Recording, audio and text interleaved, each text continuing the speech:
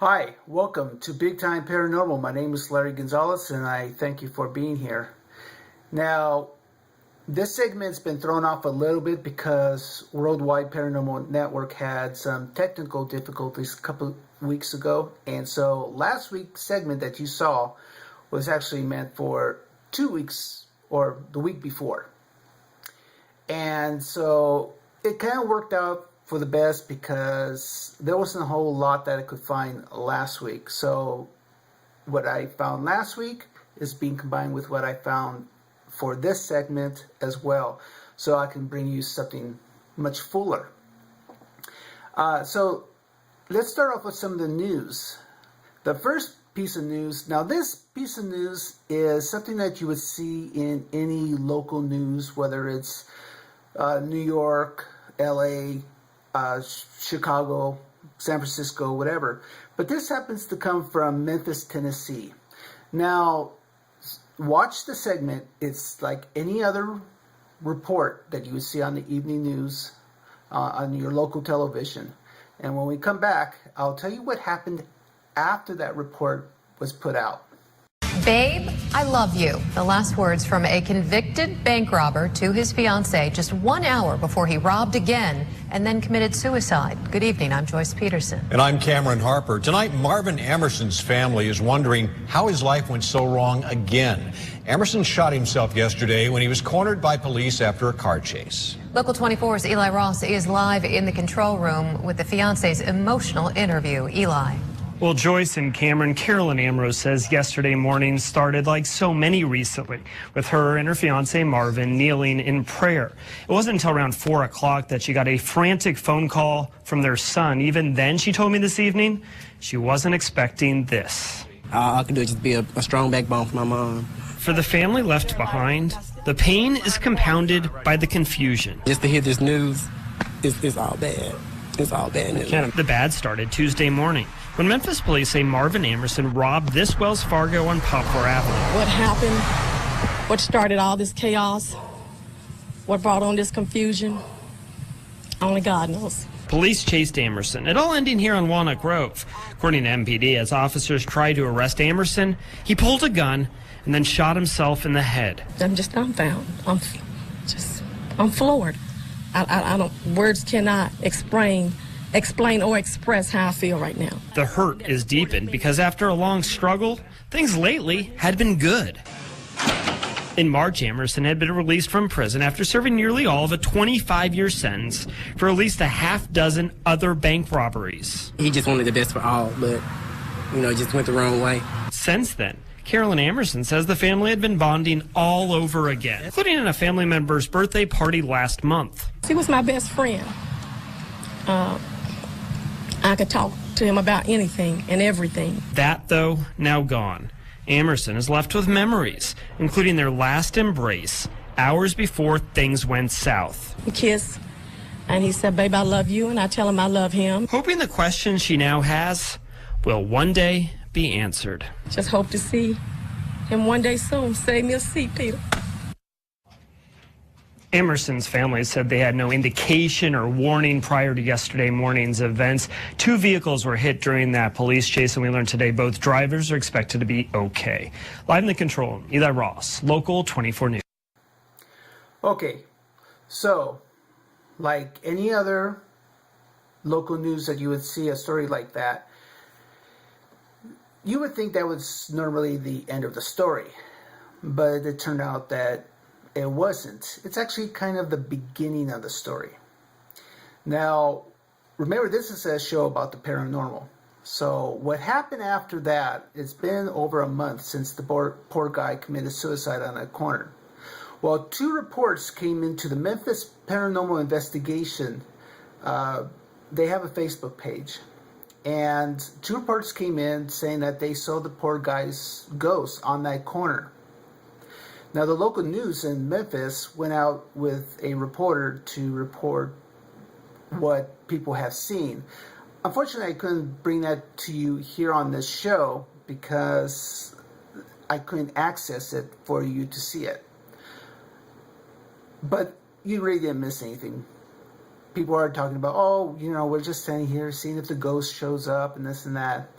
And I guess that's typical when these reports come out.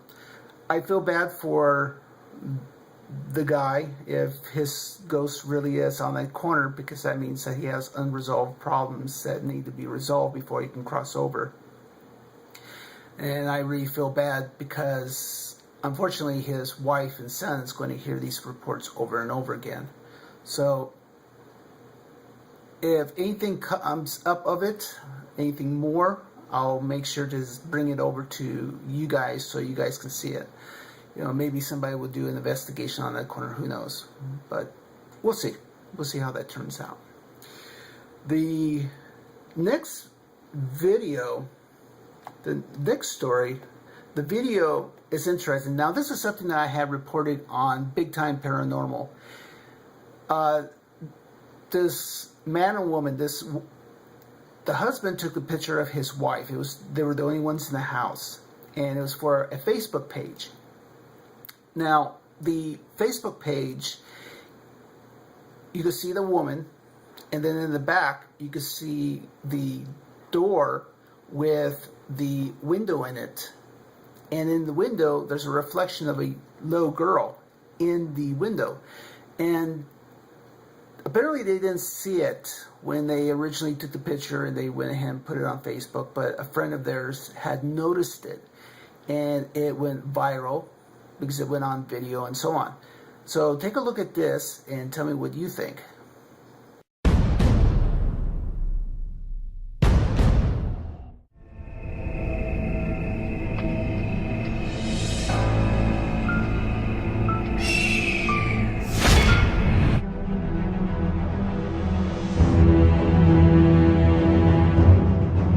A New Hampshire man made a startling discovery when he noticed a ghostly figure photobombing a friend's Facebook snapshot.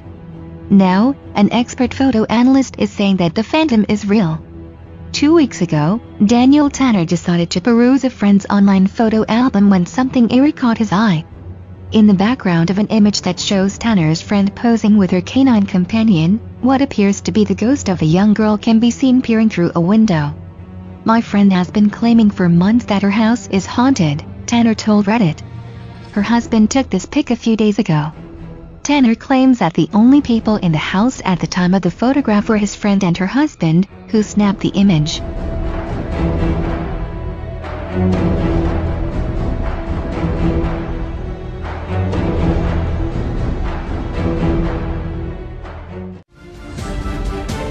Okay, so what you saw there was interesting because of the fact that it's a photograph and supposedly it's not doctored in any way, not photoshopped or anything. Now, on Big Time Paranormal, we get these kind of pictures all the time. We see pictures that are supposedly with ghosts in the background or whatever, and they're very intriguing to look at. Now, whether or not they're real or not, I can't say they're real or not. All I can say is that it's interesting, and I usually put it out there for everyone to look at, and they could call it as they see it. Now, I know there's a lot of phone apps. I was just recently sent a picture where it was a group of people and there was a ghost in the background. Now, a little while later, that person sent me a message and said, "Please don't put that out there. I did not know that my son had used an app to create the ghost." But it was enough to fool her, and it looked pretty darn good. So the technology is getting better with those apps. So unfortunately, they're getting harder to tell what's real and what's not. But it doesn't mean that I won't stop posting them. Because again, like I've always said, you guys are big boys and girls. You can decide for these if these pictures are real or not. So that's it for the ghost stuff. Now, the next one is UFOs. Now, I was listening to Peter Davenport. Now, Peter Davenport, he comes on, I think, about once a month, something like that, in Coast to Coast AM. And he is the director of the National UFO Reporting Center. And he's been there since 1994. So he's seen a lot of the reports over the years. What caught my ear was that he said in a normal month, he would get somewhere around 300 reports, average. For the past 15 months, going on 16 now, he's been getting an average of 1,200 reports a month. I looked at his website before I started recording this to see if there was an update, because the last one was reported at the end of August. I think it was the 24th, something like that, when he had last update, and that was 953 reports. He hasn't updated yet, but some of the areas that he reported about sightings were in Alaska, the state of Washington, Israel, Missouri, Illinois, and of course that doesn't go with what I was reporting about on the border of India and China. There's been some reports in Lincolnshire in the UK. There's been reports in Russia, Mexico. I mean, again, they're all over the place, and we see them all the time on Big Time Paranormal. So if you're interested in ufology, we usually put those, people usually send in videos, and they put them on different Facebook pages, and then we bring them over to Big Time. So if that's what you like, come over and take a look at them. Now, if you have a UFO that you have seen, you can call this number, but this is a number if you've seen a UFO within the past, say, week. And the phone number is, this is the hotline, area code 206-722-3000 to make a report. Or you can send it by email, and that's director@ufocenter.com. You can make a report that way. Or you can do it the old snail mail way, and that's National UFO Reporting Center, P.O. Box 700, Davenport, Washington, 99122. So again, if you have a report that's very recent, call the number. If it's older than that, go ahead and send it by email or by snail mail, however you wish to do it. So these things get recorded. It's important that we record them because they need to be recorded. Now, that's on that. The next one is actually a little bit more cutting edge technology. Now, Nissan has a car that they want to get perfected and on the market by 2020. This car is basically a self-driving car. You basically just get in it, you program where you want to go, and the car will take you from point A to point B. I'm sure it uses GPS technology and so on, and sensors in the bumpers and so on. But here's the video on that. Autonomous mode activated. Nissan announced Tuesday plans to have commercially viable autonomous drive vehicles on global roads by 2020. 80 vehicles allow autonomous travel on streets or highways that make lane changes and avoid collisions, utilizing a number of current and next-generation technologies. Executive Vice President Andy Palmer at the Nissan 360 event in Irvine, California, said the automaker is again committed to bring such cutting-edge technologies to a larger market as it did with the Nissan Leaf. We've announced that we'll introduce autonomous drive vehicle by 2020, and that we said that within two vehicle life cycles we'll make that technology available across the entire portfolio. So I think what we've done is we've built out and we've fleshed out the two key pillars of Nissan Motor Company: zero emissions, zero fatality. Obviously autonomous driving is really about that kind of goal of zero fatalities. Nissan is already working on a proving ground in Japan for the technology, which uses laser scanners, around view monitor cameras, as well as advanced vehicle intelligence and actuators to ease traffic and allow multitasking while commuting. Some 6 million accidents occur in the U.S. alone each year, with some 93% attributed to human error. In addition to safety, for the aged and those with disabilities, autonomous drive offers another benefit: true independence and mobility for all. Nissan is working with institutions such as Oxford, MIT, Stanford, and the University of Tokyo on next-generation development. Executive Vice President for R&D, Mitsuhiko Yamashita, says the autonomous drive vehicle will only become more intelligent. I think the vehicle has a very high potential.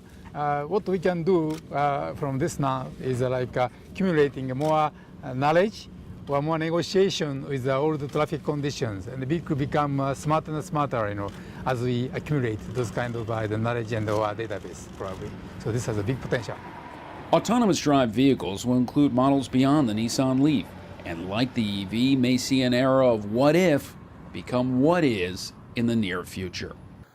Okay, so there'll be a lot of advantages to that kind of technology. Of course, you wouldn't have to worry about people texting and driving anymore, for one.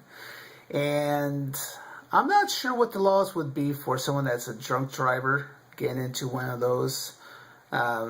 Would he be tempted to be able to try to turn it off to drive himself? I don't know. But it's still interesting that the technology is going that way. Now, my wife and I were just watching the new Total Recall, where they have cars that use basically electromagnetics to float above and below tracks. Now, that's pretty cool. So I do know that there's been talk about on something like that as well. But who knows where that will go. Now, I'll tell you the piece of technology I'm really looking forward to, and I've been waiting for this since I was a little kid when I used to watch this stuff on TV. And let's take a look at that.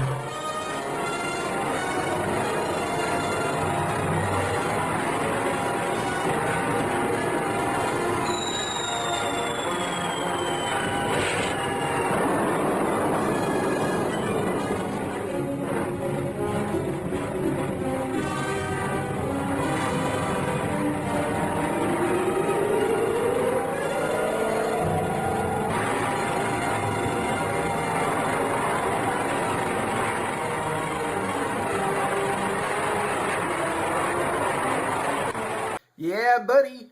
Flying around my own jetpack, solving crimes and fighting criminals. Yeah, that's what I'm talking about. Of course, I'm kind of getting too old for the harsh landings, but the fuel ran out. So anyway, that's it for the news.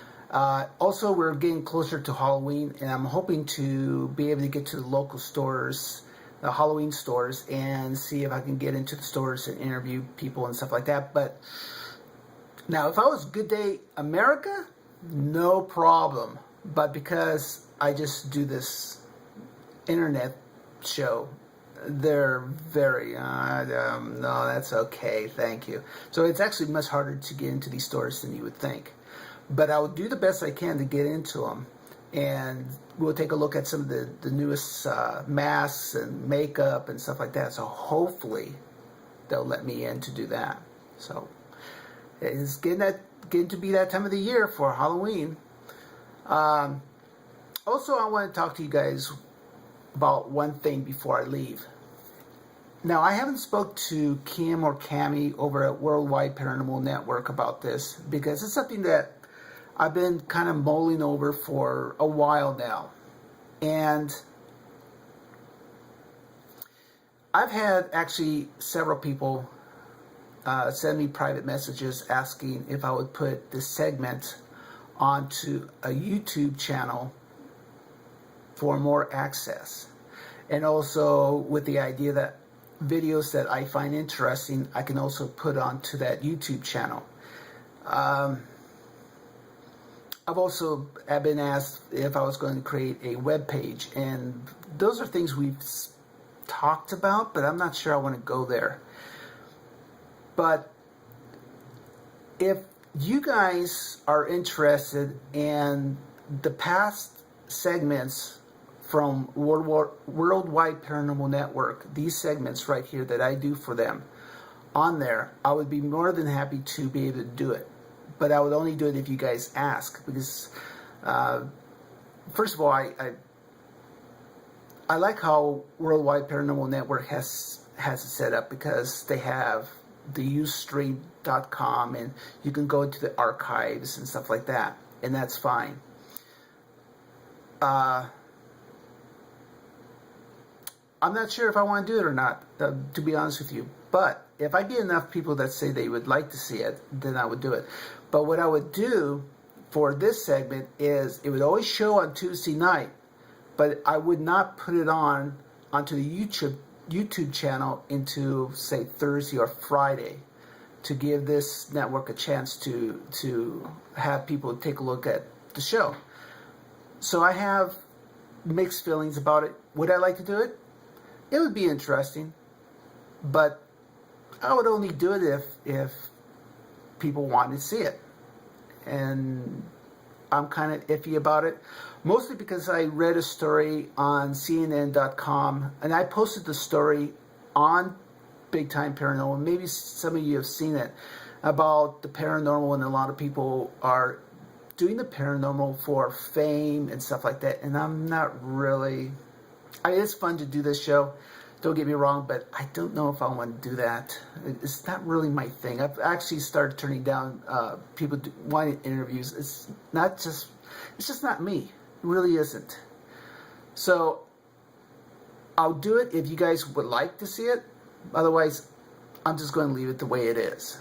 But I'll let you guys decide. So if you're interested, come over to Big Time Paranormal Network and send me a personal message, or go to my Facebook page, mine, Larry W. Gonzalez, and send me a message saying, you would like to see it as well. As far as a web page, I'm not sure. It takes a lot of time to do all these things, and really it's really me that would be updating, and I've already taken a lot of time from my wife and my daughter. So I'm kind of iffy about that as well. But we'll see.